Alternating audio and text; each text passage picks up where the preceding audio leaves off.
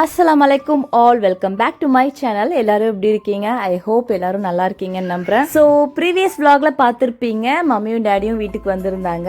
இன்னைக்கு பார்த்தீங்கன்னா வீக்கெண்ட், எங்கேயாச்சும் கொஞ்சம் லாங் டிரைவ் மாதிரி போயிட்டு வரலான்னு சொல்லிட்டு ஹத்தாக்கு தான் வந்து பிளான் பண்ணியிருந்தோம் அண்ணன் ஃபேமிலியோட சேர்ந்து. நாங்கள் வீட்டிலேருந்து கிளம்புறதுக்கே பார்த்தீங்கன்னா மணி 3க்கு மேலே ஆயிடுச்சு. இங்கேருந்து எஸ்எஸ் பக்கெட் பிரியாணிலேருந்து பிரியாணி வாங்கிட்டே போயிடலான்னு சொல்லிட்டு நாங்கள் கிளம்புறதுக்கு முன்னாடியே என்னோட ஹஸ்பண்ட் போயிட்டு பிரியாணிலாம் வாங்கிட்டு வந்துட்டாங்க. கிளைமேட்டும் பார்த்தீங்கன்னா செம்ம சூப்பராக வெளியில பார்க்கும் போதே தெரியும் எவ்வளவு ஒரு கிளவுடியா சூப்பரா இருக்குன்னு. ஆக்சுவலா ஜபல் ஜெய்ஸ் தான் போலான்னு பிளான் பண்ணியிருந்தோம். பட் அங்கெல்லாம் வந்து கொஞ்சம் மழையா இருக்குன்னு சொல்லி கேள்விப்பட்டோம். அதனால நாங்க ஹத்தா வந்து போலான்னு சொல்லி முடிவு பண்ணிட்டோம்.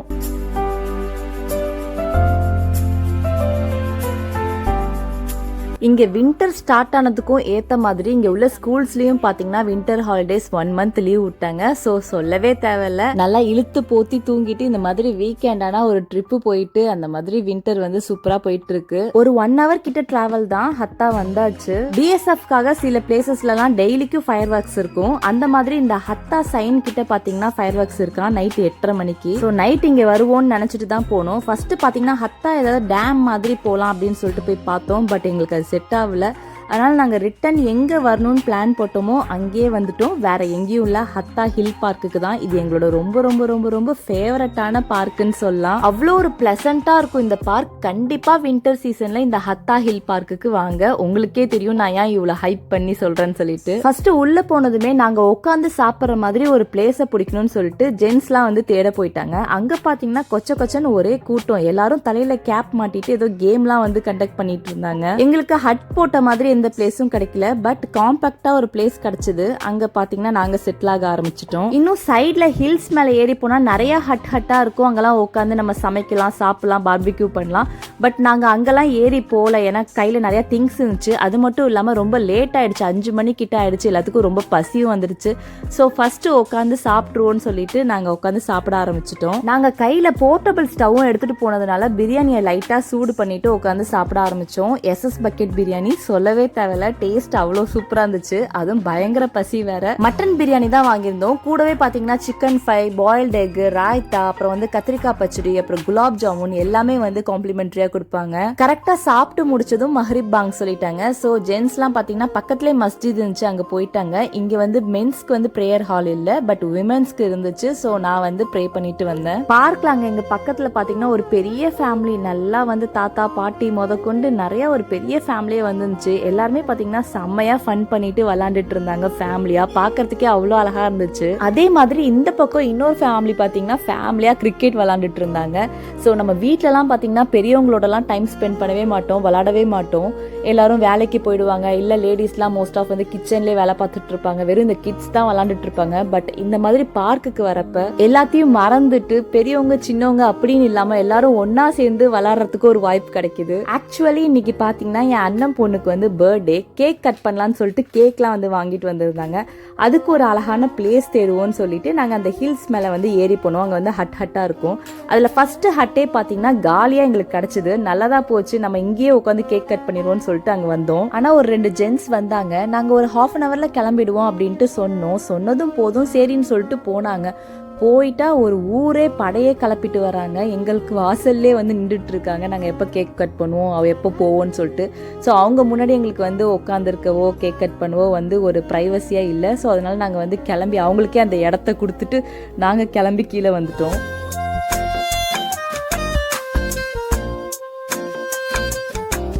கேக் பார்க்கவே பயங்கர கலர்ஃபுல்லா நிறைய ஃப்ரூட்ஸ் அப்புறம் ஓரியோ பிஸ்கெட்லாம் வச்சு சூப்பரா இருந்துச்சு. இவங்களுக்கு மட்டும் டிசம்பர் மந்த்ல பர்த்டே வரதுனால எப்போதுமே பாத்தீங்கன்னா எங்கேயாச்சும் நாங்க வெளியில போகும்போது தான் கேக் கட் பண்ற மாதிரி வருது.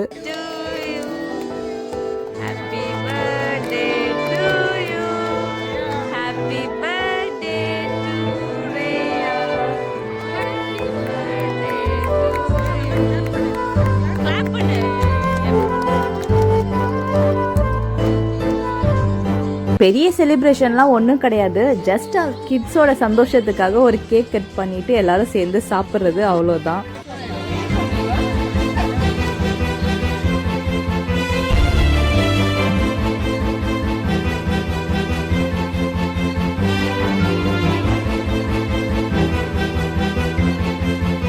அப்புறம் பர்த்டேனா கிஃப்ட் இல்லாமல் எப்படி, ஸோ கிஃப்ட்டும் வந்து வாங்கிட்டு வந்திருந்தோம். அதுதான் வந்து ஐலின் குசல் வந்து கொடுத்துட்ருக்காங்க. அதுலேயும் அவங்க 2 பேர்த்துக்கும் வந்து ஆளுக்கு தனித்தனியாக கிஃப்ட் கொடுக்கணும்னு சொல்லிட்டு 2 கிஃப்டாகவே வந்து வாங்கியாச்சு.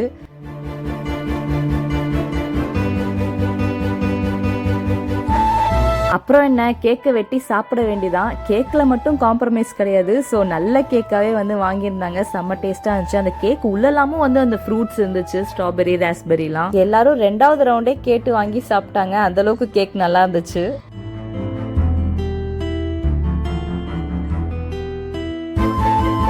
ஆனால் எங்களுக்கு ஒரு நல்ல பிளேஸ் கிடச்சி அதை இப்படி மற்றவங்க வந்து ஆக்குப்பை பண்ணிட்டாங்கன்னு சொல்லிட்டு கொஞ்சம் மனசு ஆறல. அதை பற்றியே பேசிகிட்டு இருந்தோம். அப்புறம் ஸ்ப்ரேலாம் வாங்கிட்டு வந்துட்டு இருந்தாங்க.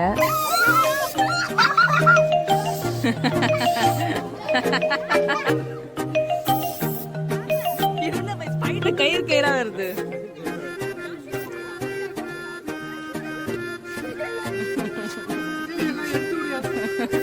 அப்புறம் என்ன, கேக்கை முடிச்சோடனே டீ குடிக்கலான்னு சொல்லிட்டு டீ போட்டுட்டு இருந்தோம். ஆக்சுவலாக பிஃபோராகவே குடிச்சிருப்போம், பட் கேக் கட்டிங் பாக்கி இருந்ததுனால கேக் சாப்பிட்டுட்டே டீ குடிச்சிக்கலான்னு சொல்லிட்டு அதுக்காகவே இந்த ஸ்டவ் மெயினாக எடுத்துகிட்டு வந்தது. லாஸ்ட் டைம் நாங்கள் ஹில் பார்க் வந்திருந்தப்ப செம்மையாக சமைச்சுலாம் சாப்பிட்டோம். அது வந்து வேற லெவல் எக்ஸ்பீரியன்ஸாக இருந்துச்சு. சாப்பாடும் பார்த்தீங்கன்னா பயங்கரமாக டேஸ்ட்டாக வந்துருந்துச்சு. அப்போ என்னோட சின்ன அண்ணெல்லாம் வந்து இருந்தாங்க.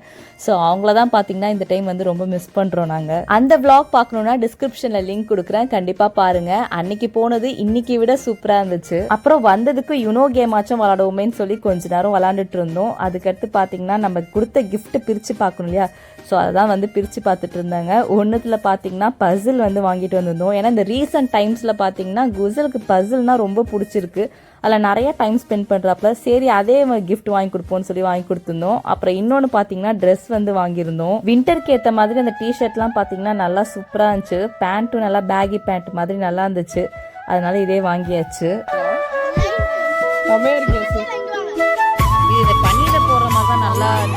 இப்போ பிரியாணி பார்த்தீங்கன்னா நிறையாவே மீதி இருந்துச்சு. நைட்டுக்கும் நாங்கள் சேர்த்து தான் வாங்குவோம். இது பார்த்தீங்கன்னா நாளைக்கு மதியானத்துக்கும் வரும் போல் அவ்வளோ இருந்துச்சு. ஸோ அப்படியே உட்காந்து எல்லாம் சாப்பிட்டுட்டு இருந்தோம். ஏன்னா மணி பார்த்தீங்கன்னா 10 கிட்ட ஆயிடுச்சு.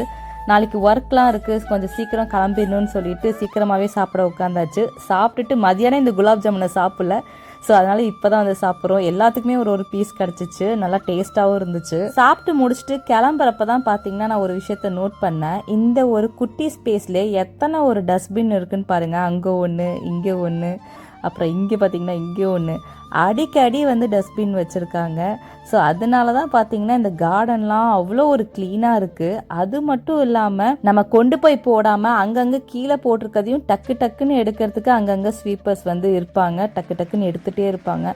அவ்வளோ ஒரு நீட்டாக வந்து மெயின்டைன் பண்ணுறாங்க. இந்த ஒரு சின்ன பிளேஸில் எத்தனை இருக்குன்னு நீங்களே பாருங்கள். என்னடா இதெல்லாம் காட்டுறாளேன்னு நினைக்காதீங்க. எனக்கு என்னமோ டக்குன்னு பார்த்தோன்னே ஒரு இதுவாக இருந்துச்சு, எவ்வளோ ஒரு இதுவாக மெயின்டைன் பண்ணுறாங்கன்னு சொல்லிட்டு. துபாயை பற்றி சொல்லவே வேணாம், கிளீன்லினஸ்லாம் அடிச்சிக்கவே முடியாது, அவ்வளோ நீட்டாக தான் இருக்கும். நாங்களும் பார்த்தீங்கன்னா சாப்பிட்டுட்டு எல்லாத்தையும் பேக் பண்ணிட்டு கிளம்பியாச்சு. நாளைக்கு மண்டேங்கிறதுனால தான் இந்த அளவுக்கு வந்து சீக்கிரமாகவே கிளம்பிட்டோம். இல்லைனா இன்னுமே வந்து லேட் ஆகும். பட் பார்க்கும் பார்த்தீங்கன்னா இந்த ஹில் பார்க் வந்து 11 o'clock வரைக்கும் தான். ஸோ அதுக்கு பிஃபோராகவே நாங்கள் சாப்பிட்டுட்டு வந்து கிளம்பியாச்சு. கிட்ஸ்லாம் பார்த்தீங்கன்னா ஏறினோடனே நல்லா தூக்கும். அப்புறம் மறுநாள் பார்த்தீங்கன்னா மம்மி டாடி வந்து கிளம்புறதா சொல்லியிருந்தாங்க. ஸோ அதனால் மம்மி வந்து அதுக்குள்ளே சில பல வேலைகள்லாம் முடிச்சு கொடுக்கணும்னு சொல்லிட்டு காலையிலே அவங்க வேலையை வந்து ஸ்டார்ட் பண்ணிட்டாங்க. இது அன்றைக்கி வந்து ட்ரை ரோஸ்ட் பண்ணிகிட்டு இருந்தாங்களா, அதுக்கடுத்து அதை செய்யவே டைம் இல்லை. ஸோ அப்புறம் தான் பார்த்தீங்கன்னா இன்றைக்கி தான் அதை வந்து அரைச்சி பவுடராக்கி கொடுத்தாங்க. போன விளாக் பார்த்துருக்கவங்களுக்கு தெரியும், இது பூங்கார் ரைஸும் கருப்புளுந்தும் சேர்த்து அரைச்சது. அதுக்கடுத்து பார்த்தீங்கன்னா சிக்கன் சமோசா செய்யலான்னு சொல்லிட்டு அதுக்கு கொஞ்சம் சிக்கன் அவங்களே வெளியில் எடுத்து வச்சு க்ளீன் பண்ணி என்கிட்ட கொடுத்துட்டாங்க. பட் நீ ஃபில்லிங்லாம் நீயே செஞ்சிருன்னு சொல்லி என்னை எப்படியோ செய்ய வச்சுட்டாங்க. ஏன்னா இந்த சமோசா ஷீட் பார்த்தீங்கன்னா பலகாலமாக என் ஃப்ரிட்ஜ்லேயே இருக்குது. அதுக்காக இன்றைக்கி எப்படியாச்சும் அதை செஞ்சு முடிக்கணும்னு என்கிட்ட வந்து பொறுப்பை ஒப்படைச்சிட்டாங்க. அப்புறம் அவங்க பார்த்தீங்கன்னா இந்த புளியை கரைச்சி ஒரு பாட்டிலில் ஸ்டோர் பண்ணி கொடுத்துட்டாங்க. இதை அழகாக வந்து நம்ம சமைக்கிறப்ப ஈஸியாக யூஸ் பண்ணிக்கலாம். இதை ஆல்ரெடி நிறைய டைம் நான் பண்ணியிருக்கேன், காட்டியிருக்கேன் உங்களுக்கு கூட. ஸோ அதை வந்து நாங்கள் கைவிடவே இல்லை. ஒரு தடையும் காலி ஆகும் போது திருப்பி செஞ்சு நாங்கள் வச்சுப்போம். அந்தளவுக்கு வந்து இது யூஸ்ஃபுல்லாக இருக்கும் இந்த ஹேக். அப்புறம் ஃப்ரிட்ஜில் ரொம்ப நாளாக ஒரு பீட்ரூட் வந்து கடந்துட்டே இருந்துச்சு. அதையும் வந்து அவங்க அரைச்சி ஜூஸ் பண்ணி கொடுத்துறேன்னு சொல்லிட்டு கட் பண்ணிட்டு இருந்தாங்க. அப்புறம் இந்த மக்கானா வச்சு ஈவினிங் ஸ்நாக்ஸ் மாதிரி ஏதாவது பண்ணி கொடுக்குறேன்னு சொல்லி அதையும் எடுத்து வச்சுருந்தாங்க. சைட் பை சைட் பார்த்தீங்கன்னா டீயும் அவங்களுக்கு போட்டு வச்சுக்கிட்டாங்க. இன்னைக்கு இந்த மாதிரி சில்லற வேலைகள் நிறையா இருக்கிறதுனால லஞ்ச் பார்த்தீங்கன்னா நான் தான் பண்ணேன். ஆனால் சிம்பிளாக முடிச்சாச்சு. ரசம், கருவாடு சட்னி, அப்புறம் முட்டைக்கோஸ் பொரியல்னு சொல்லிட்டு அது செஞ்சாச்சு. அப்புறம் அந்த மக்கானா வச்சு ஒரு ஈவினிங் ஸ்நாக்ஸ் சொன்னேன் இல்லையா, அதுக்காக தான் பார்த்தீங்கன்னா இந்த வெள்ளத்தை வந்து பாகு மாதிரி கரைச்சி எடுத்துக்க போகிறோம். அப்புறம் இந்த மக்கானாவை வந்து ட்ரை ரோஸ்ட் பண்ணிக்கணும். இது ரொம்ப ரொம்ப ஈஸி தான் செய்கிறதுக்கு. கிட்ஸுக்கும் இது வந்து ரொம்ப பிடிக்கும். இது கிட்டத்தட்ட பார்த்தீங்கன்னா இந்த கேரமல் பாப்கார்ன் இருக்கும் இல்லையா, அந்த மாதிரி தான் இருக்கும். பட் அந்த அளவுக்கு டேஸ்டாக இல்லைனாலும் கிட்டத்தட்ட அந்த மாதிரி தான் இருக்கும். வெள்ளத்தை இந்த மாதிரி கரைச்சி கொஞ்சம் திக்காக ஆகிற வரைக்கும் வச்சுக்கணும். நான் பார்த்தீங்கன்னா சைட் பை சைடு வந்து இந்த சிக்கனை வந்து ஃபில் பண்ணிடலான்னு சொல்லிட்டு சமோசா ஷீட்டில் வந்து ஃபில் பண்ணிட்டு இருந்தேன். எனக்கு இது பண்ணோன்னே என்னமோ நோம்பு மாதிரி ஃபீல் ஆயிடுச்சு. ஏன்னா யூஸ்வலாக நோம்பில் தான் வந்து இதெல்லாம் பண்ணுறது. பட் லீவாக இப்போ இருக்கிறதுனால நம்ம செஞ்சு வச்சுக்கிட்டா நல்லது தான். ஈவினிங் ஸ்நாக்ஸுக்கு யூஸ் ஆகிடும். இல்லைனா யாராவது கெஸ்ட் வந்தால் கூட நம்ம டக்குன்னு எடுத்து ஃப்ரை பண்ணி கொடுக்கலாம். இல்லை வெளில போகும்போது கூட டக்குன்னு ஃப்ரை பண்ணி எடுத்துகிட்டு போகலாம். ஸோ இந்த அளவுக்கு வந்து கலர் சேஞ்ச் ஆனால் போதும். ரொம்பவும் வந்து கலர் சேஞ்ச் ஆச்சுன்னா டேஸ்ட் நல்லா இருக்காது. இப்போ பாருங்கள் நல்லா பொறன்ட்டு கொட்டுது. இப்போ இந்த பாகை வந்து கொஞ்சம் கொஞ்சமாக ஊற்றி மிக்ஸ் பண்ணி விட்டுக்கலாம். ரொம்ப சூடாகவும் வந்து ஊற்றிடக்கூடாது. ஏன்னா மேபி அது வந்து ரொம்ப சாஃப்ட் ஆகிடும் அந்த மக்கானா. அதனால கொஞ்சம் லைட்டாக ஆற விட்டுட்டு வெதன்னு ஊற்றினா போதும். நல்லா அழகாக வந்து கோட் ஆகிக்கும். அதுவே நம்ம கிட்ஸுக்கெலாம் ஹெல்த்தியாக ஸ்நாக்ஸ் கொடுக்கணும்னு நினச்சா கண்டிப்பாக இதை செஞ்சு வீட்டில் வந்து வச்சுக்கோங்க. அழகாக இதை நம்ம ஒரு ஏர்டைட் கண்டெய்னரில் ஸ்டோர் பண்ணி கூட வச்சுக்கலாம். ஆனால் டக்குன்னு தீர்ந்து போயிடும். அந்தளவுக்கு வந்து டேஸ்ட்டாக இருக்கும். அப்புறம் நம்ம மறுபடியும் ரீஃபில் பண்ணுற மாதிரி வரும். இது எல்லாமே சிம்பிளான வேலையாக இருந்தாலும் நமக்கு வந்து சமைச்சிட்டா வேற எந்த வேலையுமே செய்ய மனசு வராது. ஸோ அம்மா வந்திருக்கிறதுனால பார்த்தீங்கன்னா இந்த மாதிரி சின்ன சின்ன வேலைலாம் அழகாக வந்து முடிச்சு கொடுத்துட்டாங்க. அதே மாதிரி கொஞ்சம் நாளைக்கு முன்னாடி வரைக்கும் கூட இந்த பீட்ரூட் ஜூஸ்லாம் நானே அரைச்சி குடிச்சிட்டு தான் இருந்தேன். அதுக்கடுத்து ஒன் டைம் வாங்கினேன். எனக்கு அதுக்கடுத்து மூடே இல்லை அதை செஞ்சு குடிக்கணும்னு சொல்லிட்டு. அப்புறம் 2 வீக்ஸ் ஆகிடுச்சு அதை வாங்கி. அது அப்படியே ஃப்ரிட்ஜ்லேயே இருந்துச்சு. சரின்னு சொல்லிட்டு அம்மா தான் பார்த்துட்டு அதையும் அரைச்சி ஒரு கிளாஸ் பாட்டிலில் போட்டு கொடுத்துட்டாங்க. இது ஒரு 2-3 டேஸ்க்கு வரும் குடி அப்படின்னு சொல்லிட்டு. அப்புறம் சமோசாவை செஞ்சுட்டு வைக்கிறதுக்கு மனசு வரல. சரி இன்றைக்கே வந்து செஞ்சுருவோம், எல்லோரும் மம்மி டேடி எல்லோரும் சாப்பிட்ட மாதிரி இருக்குமேன்னு சொல்லிட்டு கொஞ்சமாக வந்து ஃப்ரை பண்ணுவோம். டேஸ்ட்டு பார்த்திங்கன்னா சூப்பராக இருந்துச்சு. ஏன்னா நான் அதிலே சீஸ்லாம் போட்டிருந்தேன். சிக்கன் சீஸ் சமோசா நல்லா இருந்துச்சு. அப்புறம் எள்ளுமே வீட்டில் வந்து ஃப்ரிட்ஜில் ரொம்ப நாளாக இருந்துச்சு. எனக்கு சீரியஸாக அதை வச்சு என்ன பண்ணுன்னே தெரியல. ஸோ அதை வச்சு பார்த்திங்கன்னா பொடி மாதிரி வந்து செஞ்சு கொடுத்துட்டாங்க. தோசைக்கு தொட்டு சாப்பிடு அப்படின்னு சொல்லிட்டு.